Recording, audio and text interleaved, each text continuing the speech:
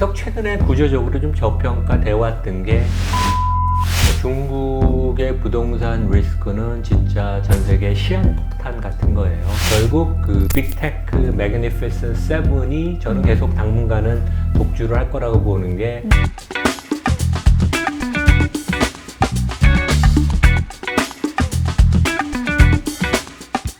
네, 안녕하세요. 매경 월가월부 TV의 신화 기자입니다. 네, 저희가 오늘은 얼마 전에 미국을 탐방하고 오신 이남우 연세대학교 국제학대학원 교수님 모시고 말씀 들어보도록 하겠습니다.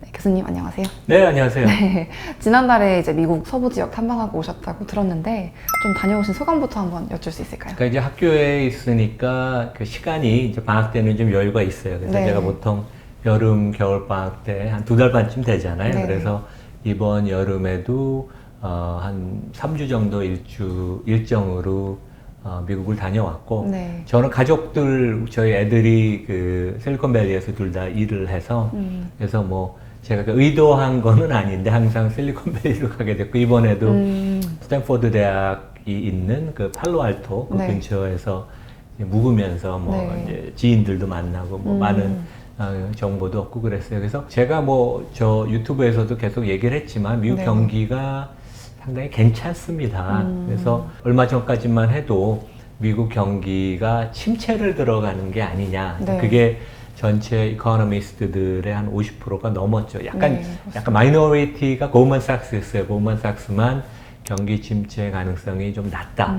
25%를 예상했다. 얼마 전에 20%로 낮췄는데 제가 현지에서 느낀 것은 그냥 투자라는 게 실제 뭐 엄청난 이론을 갖고 뭐 애널리스트나 펀드 매니저는 분석을 하지만 실제 우리 개인들이 일반 투자가는 우리가 상식에 입각해서 경험하는 걸 투자하는 게 제일 좋습니다. 네. 근데 제가 느낀 것은 상당히 미국 투자가들이 심리적으로도 그리고 실제 행동을 보이는 것도 괜찮았다. 심리적인 것은 왜 그러냐면 한국만큼 미국 가계가 부동산의 노출은 적어요. 우리는 이제 보통 가계 그 자산의 한 70~80%가 부동산이라고 하잖아요. 되게 우리 소득보다도 좀 큰 부동산을 갖고 있는데 미국은 그렇지는 않죠. 그래도 뭐 가장 큰 재산 목록 1위가 부동산인데 미국 부동산이 최근에 조금 회복을 좀 보이고 있습니다. 바닥 저점에서 좀 올라왔고 물론 이제 거래가 많이 수반된 건 아니에요. 그래서 네.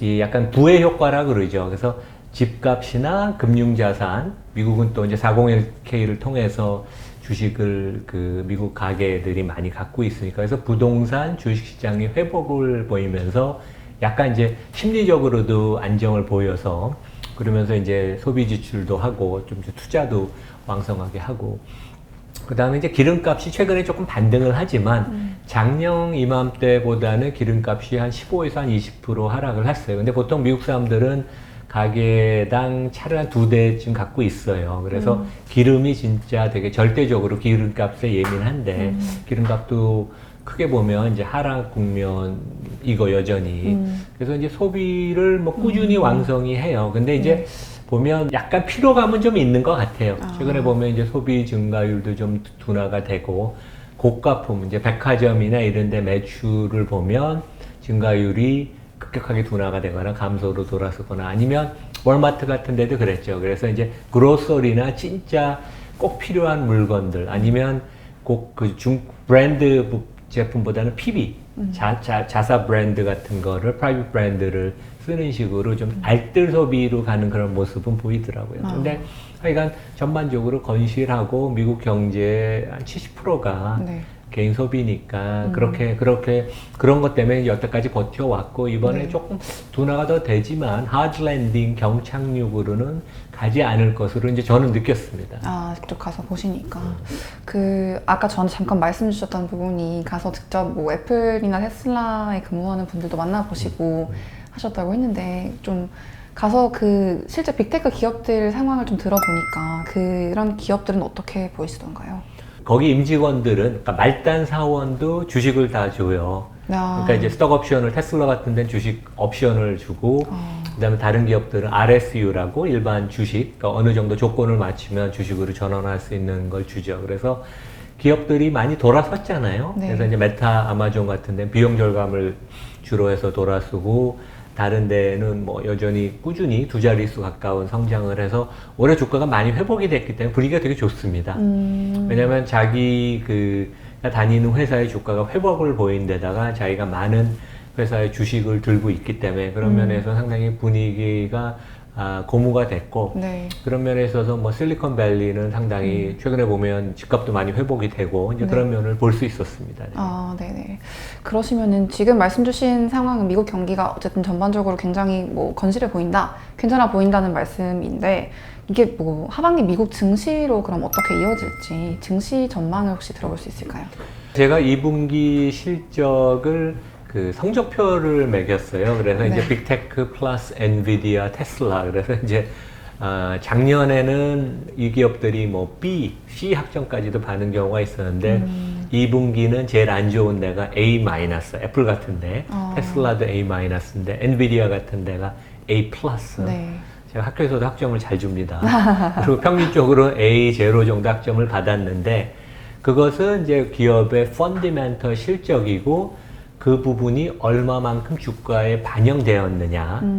이제 그게 결국 밸류에이션인데 기업 실적은 좋고 앞으로도 하반기에 괜찮을 텐데 결국 많은 부분이 이러한 업사이드가 주가에 지금 녹아있기 때문에 반영이 돼 있기 때문에 지금은 미국 주가가 좀 조정에 들어간 것 같아요. 특히 네, 이제 맞습니다. 상반기 미국 주가를 이끌었던 빅테크 플러스 테슬라, 엔비디아, 우리 뭐 매그니피센트 세븐, 네. 이제 톱 세븐 종목이라는 것들이 특히 부담이 돼요. 왜냐하면 7월 말 기준으로 이들 종목들의 평균 밸류에이션이 1년 수익 예상치를 기준으로, 그러니까 퍼는 항상 미래 이익 대비 내가 얼마만큼 사느냐 배수 아니야 되게.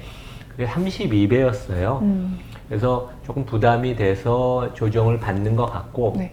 근데 이게 뭐 작년같이 20%가 주가가 빠지는 그런 큰 하락은 아니고 가격이 많이 올랐기 때문에 일부 반납하는 그런 그다음에 이제 투자가들은 좀 시세 차익을 얻는 이제 그런 조정이어서 이미 뭐 7월 말 8월 초 이후로 한 미국 주가가 평균 한 5%, 빅테크는 일부 종목은 한 20%씩 네. 테슬라 같은 거 조정을 받아서 건전한 꼭 필요한 조정이고 앞으로 좀 당분간은 계속 될 것 같아요. 근데 하여간 제 생각에 장기 투자하는 우리 개인 투자가들은 크게 우려할 필요가 없는 오히려 조금 현금이 있는데 내가 엔트리 포인트를 왜냐면 너무 가파르게 주가가 몇 달 동안 올랐기 때문에 그런 엔트리 포인트를 잡는 분들은 주가가 지금 조정받는 것이 오히려 좀 좋은 엔트리 포인트를 잡을 수 있는 기회를 제공하지 않을까 이제 그런 생각이 드네요. 지금 보여지고 있는 조정은 어쨌든 길진 않을 것이라고 네. 보고 계시군요. 왜냐하면 네. 제가 현지에서 느낀 거 그다음에 이제 다양한 월가 자료 네. 전문가들 얘기를 보면 상당히 대단한 구조적인 스토리가 계속 되는 것 같아요. 대표적인 경우가 이제 엔비디아고. 네. 혹시 그러면 매그니피센트 세븐 종목 중에서도 특별히 좀 더 눈여겨보고 계시는 종목이 있다면? 계속 최근에 구조적으로 좀 저평가돼 왔던 게 알파벳이에요. 이제 구글의 지주회사. 근데 저는 이제 3, 4월에 마이크로소프트가 오픈 AI가 네. 이제 접목된 자기네 검색 엔진을 갖고 치고 나왔을 때 네. 한동안 그런 얘기가 있었어요. 구글 망했다. 근데 저는 그거는 완전히 말이 안 되는 얘기라고 생각을 했던 게 결국 빅테크 매그니피센트 세븐이 저는 계속 당분간은 독주를 할 거라고 보는 게 미국뿐만 아니라 전 세계 최고의 엔지니어, 사이언티스트, 그다음에 디자이너를 다 지금 영입해 와 있고 지금도 계속 뽑고 있어요. 그래서 결국 사람이 이런 비즈니스, 특히 소프트웨어 중심의 회사는 하는 거기 네. 때문에 뭐 어떻게 보면 자동차 회사로 시작한 테슬라도 그렇죠. 그래서 이런 회사들의 독주는 계속되고 특히 미국에서 대학교를 졸업하면 소프트웨어 엔지니어나 데이터 사이언티스트, 수학 아니면 뭐 머신 러닝 하는 이런 엔지니어들이 제일 가고 싶어 하고 최고의 인재를 뽑는 데가 구글이에요. 그러니까 옛날에는 이제 문과 출신이 가고 싶어 하는 게 컨설팅은 맥킨지, 인베스트먼트 뱅크는 고ldman삭스였는데 여전히 빅테크는 구글이고 대우도 제일 좋습니다. 왜냐하면 엔지니어들의 초봉이 한 20만 불에서 기본급이 시작을 하니까. 근데 그러한 인력이 있는 데가 오픈 AI랑 경쟁을 못 한다는 건 말이 안 되는 거거든요. 근데 이제 지금 다시 반격을 시작하죠. 근데 이제 구글 같은 데는 너무 이 독과점적인 사업 모델. 네. 그러니까 왜냐면 그 검색이라는 건 거의 90% 마켓쉐어를 갖고 30% 이상의 마진을 내기 때문에 마이크로소프트도 어느 정도 비슷하죠. 그렇기 때문에 약간 그 레이드백 좀 이렇게 절실함, 다급한 마음이 없어서 이제 그런데 최근에 보면 조금 이제 그런 것을 약간 이제 직원들의 프레셔를 넣고 스피드를 내서 빨리 하라. 그래서 실제 퍼가 보면 알파벳 구글이 한 20배예요. 그래서 네.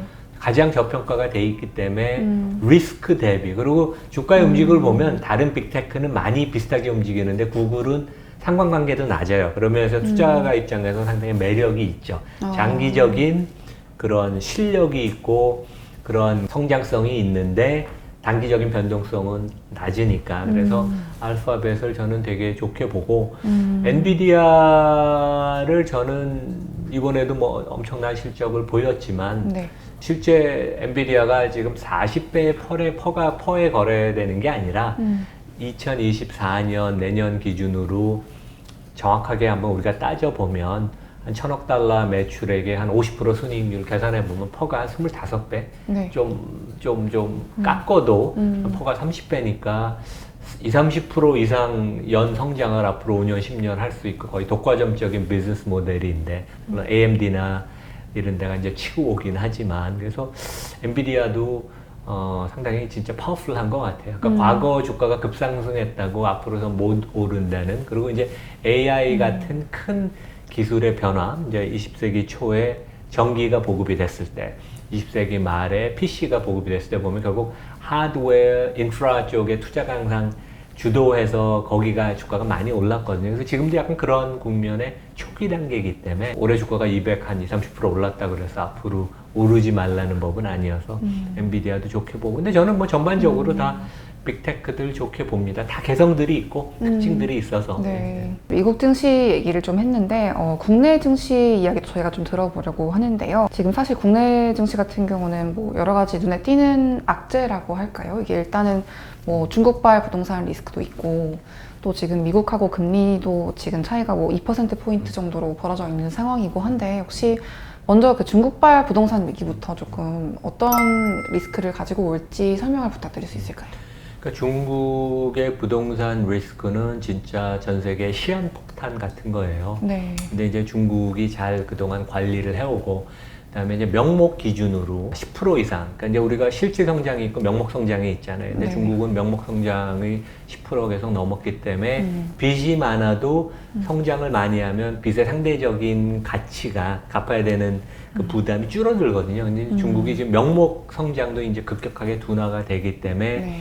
빚이 훨씬 부담이 되고 정답은 되게 나와 있어요. 그러니까 빚이 이렇게 많은 상황에서는 감내 못할 정도만큼 수준이죠. 그래서 그러면 항상 부채 탕감을 하고 부채를 출자 전환을 해서 그러니까 절대 부채 금액을 줄여야 되는데 지금 그만큼 심각한 것을 시진핑 주석이 인정을 안 해요. 그래서 이제 저는 최근에는 중국을 가본 적이 좀 없어서, 그러니까 뭐 한 코로나 전에는 꽤 자주 갔지만, 그래서 이제 저랑 같이 근무했던 미국 증권사 중국 대표랑 제가 얼마 전에 통화를 했어요. 그분이 월가의 전문가들이 가장 중국하면 팔로우하던 엄청난 그 좀 통찰력이 있는 네. 분인데 지금 은퇴해서 싱가포르 가서 저 중국 관련된 분석만 하고 하는데 되게 더 bearish해졌어요, 이 친구는. 왜냐하면 이렇게 부동산 사태가 더 심각해졌는데 당분간은 최소한 1년 정도는 시진핑 주석이 이걸 부인해서 미봉책으로 일관할 테니까 되게 bearish하다.